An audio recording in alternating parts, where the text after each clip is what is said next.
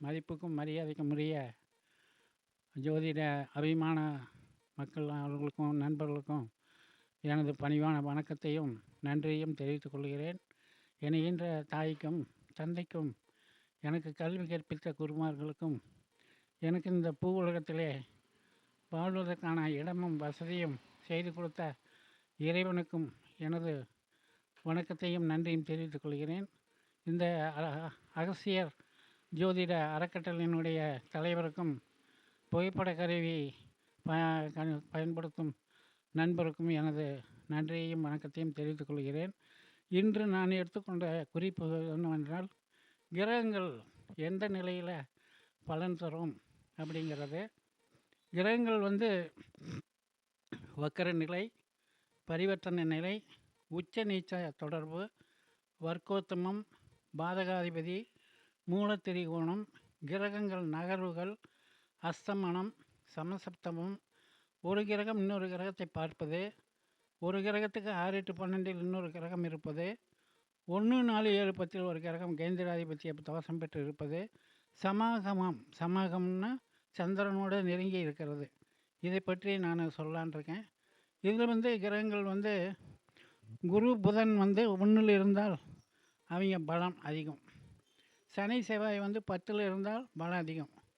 சந்திரன் சுக்கிரன் 4 இருந்தால் பலம் அதிகம். சனி 7 இருந்தால் பலம் அதிகம். இதுக்கு திக்பலம் அப்படின்னு சொல்லுவாங்க. இந்த திக்பலத்துக்கு நேர் 7ஆம் இடம் நிஷ்பலம். நிஷ்பலம்னா இது நல்லது கொடுக்கும், அது கெடுதல் கொடுக்கும். எல்லா கிரகங்களும் ஆபோக்கிலியம்னு சொல்லக்கூடிய 3, 6, 9, 12 இருந்தால் பலம் இல்லை.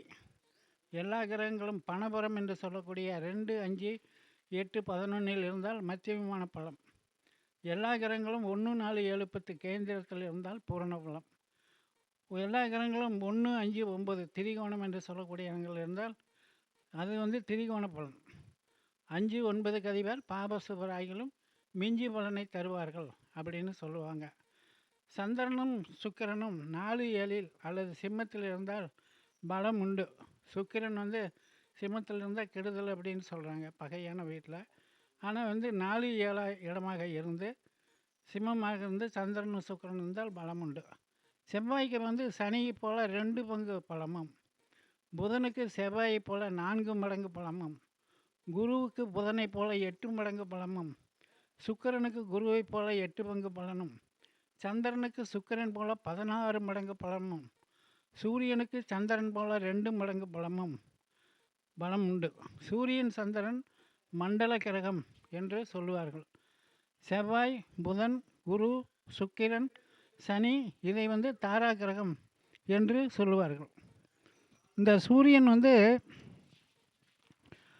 சூரியனுக்கு பலம் எப்போ அப்படின்னா, உத்தராயண காலம், சுயசேத்திரம்னா சிம்ம வீடு, உச்ச நவாம்சம். உச்சம்னா சூரியன் மேசத்தில் உச்ச நவாம்சம், சுய திரேகானம், சுய ஓரை, ஞாயிற்றுக்கிழமை, ஒரு ராசியினுடைய ஆரம்பத்தில். இதில் சூரியன் இருந்தால் பலம் அதிகம். மேசம், சிம்மம், தனுசு, மீனம் இவைகள் லக்கணம் ஆகி அல்லது 10ஆம் இடமாகி அதில் சூரியன் இருந்தாலும் பலன் அதிகம். சூரியன் 10ஆம் இடம் திக்பலம் என்றால் வடக்கு திசை. நிஷ்பலம் என்றால் 10க்கு 7ஆம் இடம் நிஷ்பலம்னா பலம் இல்லை. மத்தியமான பலன், சூரியன் தனக்கு நண்பர்கள் வீட்டில் இருந்தால் பலம் இல்லை. ராசியின் மத்தியில் இருந்தாலும் பலம் இல்லை. மத்தியம பலன் ராசியின் கடைசியில் இருந்தாலும், காலையில் சந்தியில் பிறந்தாலும் மாலையில் சந்தியில் பிறந்தாலும் கிரகண காலத்தில் பிறந்தாலும், சூரியன் பிறந்த காலம் பிறவ வருஷம் மாசி மாதம் சுக்லபட்சம் சப்தமி திதி கிருத்திகை நட்சத்திரம் ஞாயிற்றுக்கிழமை அன்னைக்கு தான் சூரியன் பிறந்தாருன்னு உங்கள் நல்ல காலம்ங்கிற பத்திரிக்கையில் 8/5/2015 அந்த ஆசிரியர் எழுதியிருக்காரு. நான் சொல்கிறது பூரா என்னுடைய கருத்து கிடையாது. நூற்றுக்கணக்கான புத்தகங்கள், மாத இதழ்கள், வார இதழ்கள் மற்றும் என்னுடைய குருமார்கள் கொடுத்த கணக்கை வச்சு தான் நான் சொன்ன கற்றிருந்த கல்வி வச்சு தான் நான் சொல்கிறேன். சூரியன், சந்திரன், செவ்வாய், குரு நட்பு, சுக்கிரன், சனி, ராகு, கேது பகை, புதன் சமம். மூலத்திரிகோணம்னு சொல்லுவாங்க. மூலத்திரிகோணத்துக்கு 8ல் உள்ள கிரகத்தினுடைய துன்பம் கிரகத்தினுடைய திசை வந்து துன்பம் தரும். அதே மாதிரி அசுவினியிலேருந்து மிருகசீரிட வரைக்கும் 5 நட்சத்திரம் நிலம், திருவாதிரையிலேருந்து பூர வரைக்கும் 6 நட்சத்திரம் நீர், உத்திரத்துலேருந்து விசாகம் வரைக்கும் 5 நட்சத்திரம் நெருப்பு, அனுசத்திலேருந்து திருவோணம் வரைக்கும் 6 நட்சத்திரம் காற்று, அவிட்டத்திலேருந்து ரேவதி வரைக்கும் 5 நட்சத்திரம் ஆகாயம். இது பார்த்திங்கன்னா நம்ம பஞ்சபட்சைக்கு சொல்கிறோம் இல்லைங்களா, 5 6 5 5 6ன்னு வரிசையாக சொல்லுவோம். வல்லூர், ஆந்தை, அப்புறம் காகம், கோழி, மயில்னு சொல்லுவோம். முதல் 5 வல்லூர் வளர்பிறையில். தேய்பிறையில் பார்த்திங்கன்னா முதல் 5 இந்த மயில் வரும். முதல் 5 5 6 5 5 6 இதை தெரிஞ்சுக்கிட்டோம்னா பஞ்சபட்சையும் தெரிஞ்சுக்கலாம், பஞ்சபூதத்தினுடைய இதையும் நம்ம தெரிஞ்சுக்கலாம். ஒரு விஷயம் தெரிஞ்சோம்னா பல விஷயங்களை நம்ம வந்து தெரிஞ்சுக்க முடியும். சூரியனுக்கு 12 டிகிரிக்குள்ளே இருந்தால் சந்திரன் இருந்தால் அஸ்தமனம், சூரியனுக்கு 17 டிகிரிக்குள்ளே செவ்வாய் இருந்தால் செவ்வாய் அஸ்தமனம், சூரியனுக்கு 11 டிகிரிக்குள்ளே குரு இருந்தால் குரு அஸ்தமனம், சூரியனுக்கு 14 டிகிரியில் புதன் இருந்தால் புதன் அஸ்தமனம், சூரியனுக்கு 10 டிகிரியில் சுக்கிரன் இருந்தால் சுக்கிரன் அஸ்தமனம், சூரியனுக்கு 15 டிகிரியில் சனி இருந்தால் சனி வந்து அஸ்தமனம், சூரியனுக்கு 12 டிகிரியில் இருந்தால் புதன் வக்கரம், சூரியனுக்கு 10 டிகிரியில் சுக்கிரன் இருந்தால் வக்கரம். 9வது நட்சத்திரத்தில் பாம்பு இருந்தால் பாம்பினால் அவங்களுக்கு வந்து பிரச்சனைகள் ஆபத்துக்கள் எல்லாம் வரும். இப்போ நம்ம வந்து வக்கர இதை பற்றி நம்ம நீச்சத்தை பற்றி படிக்கலாம். நீச்சம் வந்து என்னென்னா, நீச்சம் மூலத்திரிகோணம். நீச்சமான கிரகம் வக்கரமானால் உச்ச பலனை தரும், உச்சமான கிரகம் வக்கரமானால் நீச்ச பலனை தரும், உச்சமான கிரகம் வக்கிர கிரக தொடர்பு மத்தியம பலனை தரும், நீச்சமான கிரகம் வக்கிர கிரக தொடர்பு நன்மை தராது. உச்ச கிரகம் தான்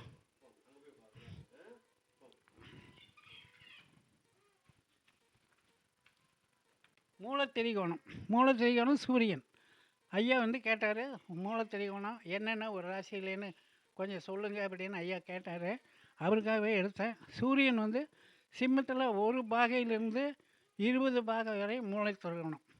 இப்போ என்ன பாகைனா என்ன, கலைனா என்ன அப்படின்னம்னா, பாகைங்கிறது என்னென்னா, ஒரு ஊருக்கு போகிறோம், நாமக்கல் போகிறோம், 18 கிலோமீட்டர் அப்படின்னா நீளம். துணி வாங்குகிறோம், 2 மீட்டர் துணி வேணும் அப்படின்னா துணியினுடைய நீளம் அகலம், அதுதான் வந்து டிஸ்டன்ஸு. ஆனால் வட்டமான ஒரு பொருள், வட்டமான ஒரு பாதைக்கு அளவு என்னன்னு கண்டுபிடிக்கணும் அப்படின்னா, பெரிய வட்டமாக இருந்தால் மைல் கணக்கு பரலாம் கணக்கெல்லாம் போட்டுக்கலாம். ஆனால் சின்ன வட்டத்துக்கெல்லாம் நம்ம சொல்ல முடியாது. அதுக்கு என்ன பண்ணுறோம்னா, நம்ம வசதிக்காக, ஜோதிடர்களுடைய வசதிக்காக 360 பாகையாக பிரிச்சுக்கிறோம். 360 பாகையை எதுக்கு பிரிக்கிறோம்னா, 12 ராசிக்கு ஒரு ராசிக்கு 30 பாகைன்னு பிரிச்சுக்கிறோம், ஈஸியாக கணக்கு போடுறதுக்கு. இது மணி மாதிரி, 12 மணி மாதிரி. அதுக்கு உட்பிரிவு வந்து நிமிஷம், செகண்ட் இருக்கிற மாதிரி. பாகை கலைன்னு என்ன, 60 கலை கொண்டது ஒரு பாகை. நிமிஷம் செகண்டுக்கு வந்து விகலை, 60 விகலை கொண்டது ஒரு கலை, 60 கலை கொண்டது ஒரு பாகை. இது வட்டம், சதுரம், செவ்வகத்துக்கு 360 பாகையாக நம்மளுடைய வசதிக்காக பிரிக்கிறோம். அது பார்த்திங்கன்னா 360ங்கிறது 3600 36,000 பிரியும். அதில் சிம்மத்தில் சூரியன் வந்து ஆட்சியில் வந்து ஒரு பாகையிலிருந்து 20 பாகை வரைக்கும் மூலத்திரிகோணம், 21லிருந்து 30 வரைக்கும் ஆட்சி, 1லிருந்து 10 வரைக்கும் துலா ராசியில் பரம நீச்சம். அதாவது சூரியன் வந்து துலாத்தில் 10 டிகிரிக்குள்ளே இருந்தாருன்னா பரம நீச்சம். துலா ராசியில் 11லேருந்து 30 வரைக்கும் இருந்தாருன்னா சூரியன் வந்து நீச்சம். சப்போஸ் 10 டிகிரியில் இருந்தாருன்னா ரொம்ப நீச்சம். சூரியன் 1 to 10க்குள்ளே சூரியன் இருந்தாருன்னா நீச்சத்துலேயும் நீச்சம். அதே மாதிரி சந்திரன் ரிஷபத்தில் ஒரு பாகையிலிருந்து 3 பாகை வரை வந்தால் உச்சம், ரிஷபத்தில் 4லிருந்து 30 வரை வந்தால் மூலத்திரிகோணம். மூலத்திரிகோணத்துக்கு 8வது இடம் வந்து எந்த திசை நடந்தாலும் அந்த திசை வந்து கெடுதல் பண்ணும். அதே மாதிரி சந்திரன் விருச்சகம் 1 to 3 வரை பரம நீச்சம். அதாவது ரிஷபத்திலிருந்து 150 டிகிரி கூட்டினீங்கன்னா நீச்சம் வரும். உச்ச வீட்டிலிருந்து 150 டிகிரி கூட்டினீங்கன்னா நீச்சம் வீடு வரும். விருச்சகத்திலிருந்து 4 பாகையிலேருந்து 30 கலை வந்தால் நீச்சம். இது என்ன உச்சம்னா என்ன, நீச்சம்னா என்ன? ஒரு விளக்கு வந்து நம்ம தலைமையேட்டு பக்கத்தால இருக்குதுன்னா, அந்த வெளிச்சத்தினால நம்ம ஈஸியா அந்த விளக்கினுடைய பவர் கம்மியா இருந்தாலும் படிக்கலாம். அதே அந்த விளக்கு அதை விட பவரா 1000 வாட்ஸ் பவரா இருந்து ஒரு பல்லங்க அந்த பக்கம் இருந்தா நம்மளால படிக்க முடியாது. அதே மாரி ஒரு பிளானெட் வந்து பூமிக்கு அருகில் வந்து இருந்தால், அந்த பிளானெட் உச்சம்னு அர்த்தம். ஒரு கிரகம் பூமிக்கு வெகு தூரத்தில் இருந்தால் அது நீச்சம்னு அர்த்தம். அதுதான் உச்சம், நீச்சம் தானே ஒழிய, அந்த கிரகங்கள் வந்து மாறுபடுறதில்ல. அதுக்கடுத்தது செவ்வாய்ங்க. மேசம் 1 to 12 பாகை வரை மூல திரிகோணம். மேசத்தில் 13லேருந்து 30 வரை ஆட்சி. செவ்வாய் வந்து 12 டிகிரிக்குள்ளே இருந்ததுன்னா மூல திரிகோணம். 13 டிகிரியிலேருந்து 30 டிகிரி வரைக்குள்ள இருந்ததுன்னா ஆட்சி. செவ்வாய் மகரம் உச்சம். சனி பாகையில் அவர் இருக்கிறார். கடகத்தில் வந்து 28 டிகிரி பரம நீச்சம். புதன் வந்து கன்னி 1 to 15 டிகிரி வரை உச்சம். 16 to 25 வரை மூல திரிகோணம். புதன் கன்னியில் 26லேருந்து 30 வரை ஆட்சி. பாருங்கள், புதன் வந்து மிதுனத்தில் கன்னியில் வந்து 1 to 15 வரை உச்சம் பாரி. 16 to 25 வரை மூல திரிகோணம். 26லேருந்து 30 வரை ஆட்சி. ஒரு கிரகம் புதன் மட்டும்தான் ஒரே வீட்டில் உச்சமாகவும் மூல திரிகோணமாகவும் ஆட்சியாகவும் இருக்கார். புதனுக்கு நேர் 7ல் 15 டிகிரி வரை பரம நீச்சம். 1 to 15 டிகிரி வரை பரம நீச்சம். குரு வந்து 1 to 10 வரை மூல திரிகோணம். 11 to 30 வரை ஆட்சி. மகரத்தில் 5 டிகிரி வரை பரம நீச்சம். 1 to 5 வரை. கடகத்தில் 6 பாகையிலிருந்து 30 பாகை வரை நீச்சம். சுக்கிரன் வந்து துலா ராசியில் ஆட்சி. 1 to 20 வரை மூல திரிகோணம். 21 to 30 வரை ஆட்சி. கன்னியில் 21லேருந்து 30 வரை நீச்சம்.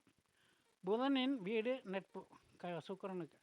சுக்கிரன் மீனம் உச்சம். குருவின் வீடு பகை. பாருங்கள், புதனின் வீடு நட்பாகவும் குருவின் வீடு பகையாகவும் இருக்கும் சுக்கிரனுக்கு. சுக்கிரன் கன்னியில் 1 to 20 வரை பரம நீச்சம். சனி வந்து கும்பம் 1 டிகிரியிலிருந்து 20 வரை மூல திரிகோணம். கும்பத்தில் 21லேருந்து 30 வரை ஆட்சி. மேசத்தில் 21லேருந்து 30 வரை நீச்சம். செவ்வாய் வந்து பகை வீடு. மேசத்தில் 1 to 20 வரை பரம நீச்சம். மிதுனம், சிம்மம், தனுசு, கும்பத்தில் எந்த கிரகமும் உச்ச நீச்சம் இல்லை. மிதுனம், சிம்மம், தனுசு, கும்பத்தில் எந்த கிரகமும் உச்ச நீச்சம் இல்லை. விருச்சிகத்தில் எந்த கிரகமும் உச்சம் இல்லை. அது ராகுகேதுக்கு மட்டும்தான் சொல்லுவாங்க. அது ஒவ்வொரு பஞ்சாங்கத்தில் ஒவ்வொரு விதமாக இருக்குது. சூரியன் செவ்வாய் பரஸ்பர நண்பர்கள். சந்திரன் செவ்வாய் சமம். செவ்வாய் சனி சமம். செவ்வாய்க்கு புதன் பகை.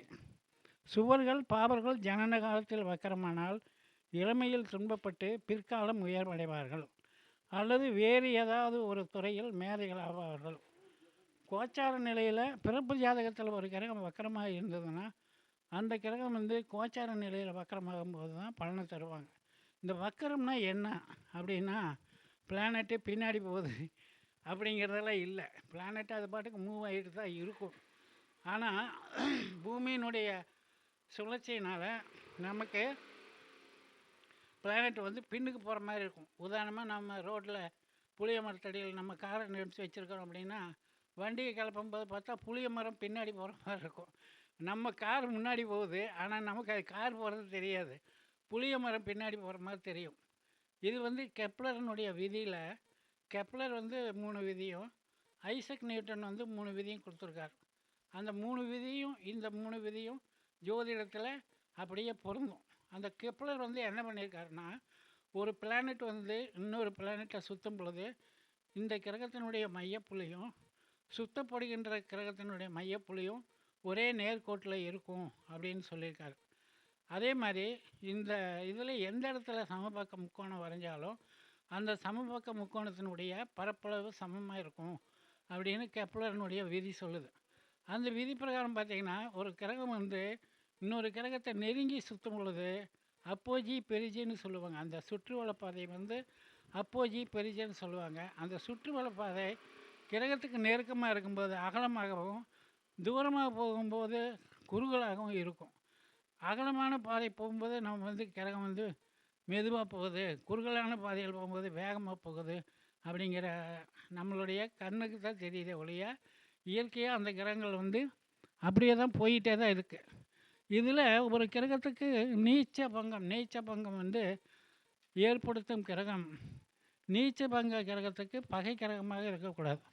அதாவது ஒரு கிரகம் நீச்சமாகுதுன்னா அது நீச்சபங்கம் ஏற்படக்கூடிய கிரகம் பகையாக இருக்கக்கூடாது. இப்போ செவ்வாய்க்கு சனி நீச்சமாக இருக்குன்னா செவ்வாய் வந்து பார்த்ததுன்னா அதனால் நீச்ச பங்கம் ஆகக்கூடாதுன்னெல்லாம் இல்லை.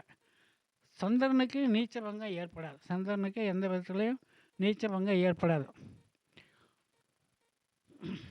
ஒரு ராசியில் நீச்சமாகும் கிரகத்தை அந்த ராசி அதிபதி அக்கிரகத்தை பார்த்தால் தோஷம் இல்லை. ஒரு கிரகத்தில் நீச்சமாகுதுன்னா அந்த ராசி அதிபதி அந்த கிரகத்தை பார்த்தால் தோஷம் இல்லை. அதாவது மேச சனியை கன்னி செவ்வாய் பார்த்தால் தோஷம் இல்லை. பகையான இருந்தாலும் இன்னும் தோஷம் இல்லை. நீசன் என்ற ராசிநாதன் அந்த கிரகம் உச்சமாகும் ராசிநாதன் லக்கணத்தையும் ராசிக்கும் கேந்திரத்தில் இருந்தாலும் நீசபங்க ராஜயோகம் இல்லை. நீசன் என்ற ராசிநாதன் ஆட்சி உச்சம்பரில் நீசபங்க ராஜயோகம் அப்படின்னு சொல்லுவாங்க.